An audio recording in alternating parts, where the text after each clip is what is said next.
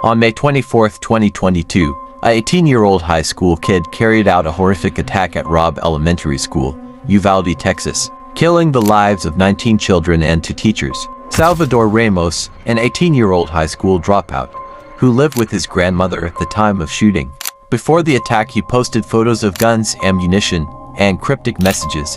He reportedly made chilling statements, including threats and hints about carrying out violence. He tagged random people, including young girls, in posts showing his weapons and ammunition. In one Instagram chat shortly before the shooting, he told a user, "I'm about to." When they asked about his plans, he cryptically replied, "I'll tell you before 11. Just days after his 18th birthday, he legally purchased 2 AR-15 style rifles, exploiting Texas laws that allowed him to do so without a waiting period or extensive background check. He spent over $4,000 on these weapons and ammunition, reportedly using funds he saved from a part-time job at a local Wendy's and possibly financial gifts from family. He was known to carry a BB gun around the neighborhood, shooting at random people and property. He frequently fought with his mother and grandmother, and neighbors noted his aggressive outbursts. Ramos spent significant time online with extremist communities. He reportedly had a fixation on mass shootings and sought recognition. His posts and messages revealed a desire to emulate other shooters and achieve infamy. Hours before the shooting, Ramos messaged a young girl in Germany via Instagram. He described his plans in cryptic terms and sent her photos of his guns and ammunition. While the girl reportedly tried to dissuade him, Ramos ignored her pleas. On the morning of May 24th, Ramos argued with his grandmother over a phone bill. Celia Gonzalez reportedly confronted him about his failure to pay the bill, which triggered his rage. He shot her in the face, severely injuring her, but she managed to survive and seek help from neighbors. Ramos's life was marked by rejection, bullying, and alienation. The years of humiliation and isolation festered into deep-seated anger.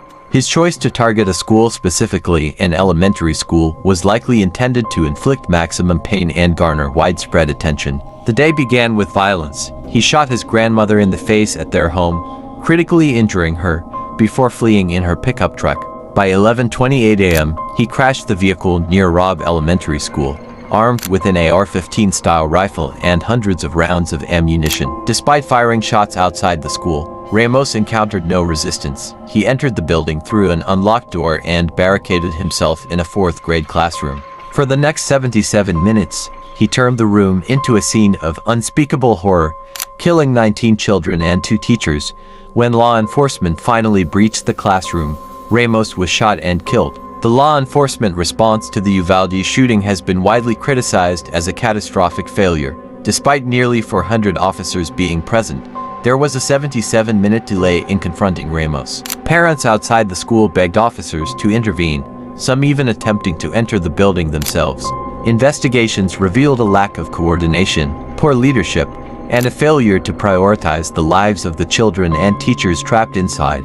The Uvalde School District Police Chief, Pete Arredondo, faced significant scrutiny and was eventually fired. The Uvalde shooting sent shockwaves across the nation, reigniting debates over gun control, mental health resources, and police accountability. In response to the tragedy, Congress passed the bipartisan Safer Communities Act, introducing modest reforms such as enhanced background checks for younger buyers and funding for mental health services. However, critics argue these measures fall short of addressing the root causes. Uvalde, a predominantly Hispanic community, has been left to grapple with profound grief and loss. Families of the victims have become vocal advocates for change, seeking to honor their loved ones by preventing similar tragedies in the future. But when his parents heard what their son had done, they were shocked and devastation. Both expressed grief over the loss of innocent lives while grappling with the unimaginable reality that their son had committed such a horrific act. His mother said her son is not a monster and claimed she didn't expect him to be capable of such violence. In an interview after the shooting, she said, "I had a good relationship with him. He kept to himself. He didn't have many friends, but I never thought he would do something like this." She initially dismissed some reports about her son's behavior, suggesting that the media had exaggerated his issues. However, she admitted they had a difficult relationship, often marked by fights, particularly about his refusal to go to school or find a job.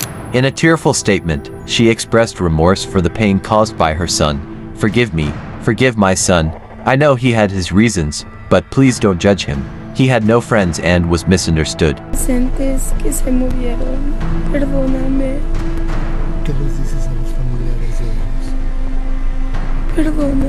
Perdóname, hijo.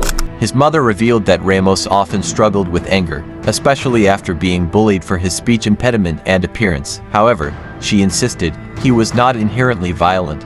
He wasn't a violent person, but something must have happened. His father, Rolando Reyes, who was estranged from Salvador and had limited involvement in his life, expressed profound sadness for the victims and their families. He stated, "I never expected my son to do something like this. I'm sorry for what he did, and I pray for those families." He acknowledged his absence in Salvador's life might have contributed to his struggles. "I hadn't seen him much recently. Maybe if I had been around more, this wouldn't have happened." Despite his sorrow for his son's death, Rolando unequivocally condemned the act. "I don't want people to think I'm siding with my son.